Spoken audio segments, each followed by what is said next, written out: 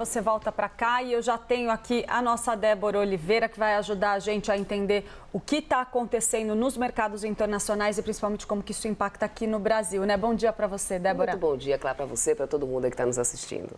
Débora, a gente está vendo aí essa turbulência muito grande, não é como se não fosse uma bola cantada, já havia uma expectativa de que hoje, primeiro dia útil, tivesse algum movimento, mas está chamando um pouco a atenção a intensidade desse derretimento em alguns mercados, muitos mercados, e fica aí a preocupação em relação ao que vem aqui para o Brasil, né? Explica para a gente o que você está sentindo, como que você está avaliando esse cenário. Uma das principais preocupações, né, quando a gente vê uma bolsa acionando o circuit break, foi o que aconteceu, por exemplo, lá na Ásia, né, nos índices futuros de Tóquio, ou caindo forte. Na semana passada, só a bolsa que reúne as ações de tecnologia nos Estados Unidos, acumulando uma perda de mais de 10%, todo mundo já fica assim, nossa, o mercado está em crise, né? Ou seja, o mercado está em crise, isso vai refletir aqui no Brasil, vai parar tudo, o que vai acontecer? Tivemos crises muito recentes na história que a gente consegue lembrar aqui, puxando somente pela memória muito rapidamente. A gente teve acontecendo aí a pandemia, pouco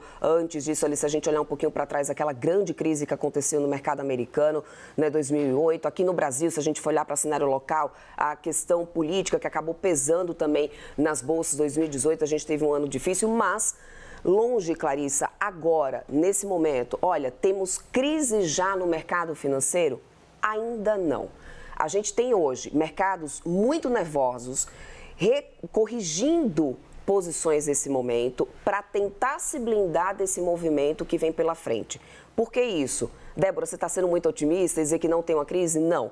Para a gente falar de uma crise no mercado global, a gente precisa ter quebra de instituições, falência de instituições, quebra do mercado de crédito, o que aconteceu lá em 2008 nos Estados Unidos. A gente ainda não tem isso acontecendo. A liquidez dos mercados americanos ainda é garantida, assim como também na Europa. O que a gente tem no momento é o mercado se antecipando ao que pode acontecer pela frente. O mercado sempre se antecipa aos movimentos, Clarissa. Por isso, a gente está vendo esse movimento, esse grande nervosismo que está acontecendo tanto lá na Ásia como nos Estados Unidos. E aqui no Brasil, a gente não deve passar tão ileso assim, Clarissa. Apesar da gente ter tido uma queda mais amena nas bolsas brasileiras, hoje sinaliza que a gente deve ter mais um dia de queda. O índice da Bolsa Brasileira, que é negociado lá nos Estados Unidos, que já opera agora no pré-mercado americano, já indica uma queda de 3%, pelo menos, para a Bolsa Brasileira por aqui. Então, a gente deve ver também o mercado brasileiro sentindo. Por quê? Porque os investidores estão se reposicionando.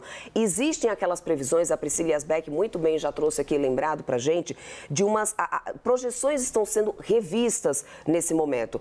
A gente teve, por exemplo, o Goldman Sachs divulgando um relatório nesse domingo, em que ele traz uma percepção de um impacto maior no PIB chinês, ou seja, o crescimento que eles previam para o PIB chinês já foi revisto. Agora, eles esperam que o PIB lá na China tenha um impacto de 0,7%, uma redução de crescimento de 0,7%, justamente por causa de todo esse tarifaço do Donald Trump.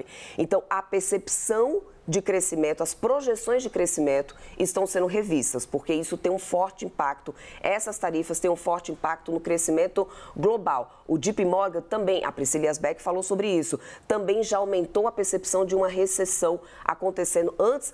O risco era de 40%, foi para 60%. Essa recessão é agora, Clarissa? Não, essa projeção é para o ano que vem. Então, aí os mercados se antecipam e por isso a gente está vendo esse nervosismo nesse tanto, com bolsas caindo absurdamente lá fora. Agora, Débora, a Priscila também estava dizendo para a gente ali, contando como já tem até um dos principais assessores ali econômicos de Donald Trump, indicou ali que vários países estão tentando buscar uma negociação, ali 50 países estariam tentando buscar ali uma negociação com o governo americano para tentar rever esse tarifaço. Mas os primeiros sinais que a gente tem de Donald Trump vão ali na base do aqui não tem conversa ou vocês cortam drasticamente as tarifas que são aplicadas aos Estados Unidos ou não vai ter conversa. O que a gente pode esperar? Tem alguma possibilidade, alguma perspectiva no ar ali entre mercados, entre investidores, de que Trump possa ceder, que seria em alguma medida um blefe da parte dele? Então, diante das últimas decisões de Donald Trump, né, ou seja, das últimas falas dele, ele sempre usa muito essa estratégia de ir para a ameaça, de ir, né, para o ataque e depois ele recua. É o que a gente tradicionalmente a campanha de Donald Trump, as estratégias dele de negociação vão muito em cima disso. Então, no fundo, há uma expectativa de que Donald Trump sente realmente para a negociação. Ter 50 países indo atrás já de sentar, de negociar, por exemplo, a União Europeia já prometeu responder, mas não com uma tarifa universal em cima dos produtos americanos, em cima apenas de alguns produtos, uma lista que eles estão elaborando. Existe uma máxima, né, do mercado que fala aí, o próprio Brasil também, que quer negociar de acordo com alguns produtos. E existe uma máxima do mercado, Clarissa, que sempre diz o seguinte: olha, nunca aposte contra os Estados Unidos, seja em qualquer situação. Então, não está totalmente errada a atitude de Donald Trump de querer fazer um processo de reindustrialização nos Estados Unidos nesse momento. Mas é um custo muito alto que ele está pagando por isso, pelo menos no curto prazo. A resposta disso a gente já está vendo na rua. A Priscila muito bem mostrou a população já indo manifestar, dizendo: olha, a gente não vai ter condições de pagar o preço disso. E isso é muito ruim para um governo. Então, essa percepção de uma avaliação negativa da própria população talvez possa ser a pressão que o Donald Trump precisa para recuar um pouco. Ele ainda tem se mostrado resiliente, mas ter do outro lado da mesa 50 países já indo lá atrás para poder negociar, traz a expectativa de que sim, há espaço para que sejam readaptadas essas tarifas, para que sejam renegociadas e a gente não chegar a atingir todas essas previsões que a gente está vendo agora de estagflação, de menor crescimento para a China, como o Goldman Sachs trouxe do PIB, de também ter uma recessão sendo realmente instaurada nos Estados Unidos. Espaço para negociação ainda tem. Donald Trump, ele vai precisar realmente voltar atrás para que a gente não chegue a essas projeções. Ele ainda está resiliente? É bem verdade. A postagem dele hoje mostra muito isso.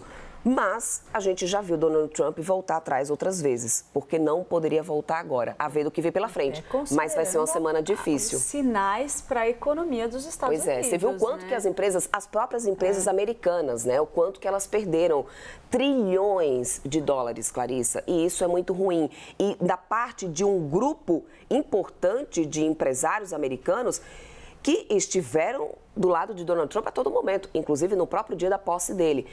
Então, tem muita pressão interna também acontecendo, mas ele ainda tem se mostrado resiliente. Vamos ver ao longo dessa semana. Débora, muito obrigada por ajudar a gente a entender aí o que está acontecendo nos mercados em todo o mundo. A gente vai seguir aqui com outros assuntos, mas mais tarde, se qualquer novidade aí vier, a gente volta a falar. você aparece aqui para detalhar mais essa situação para a gente.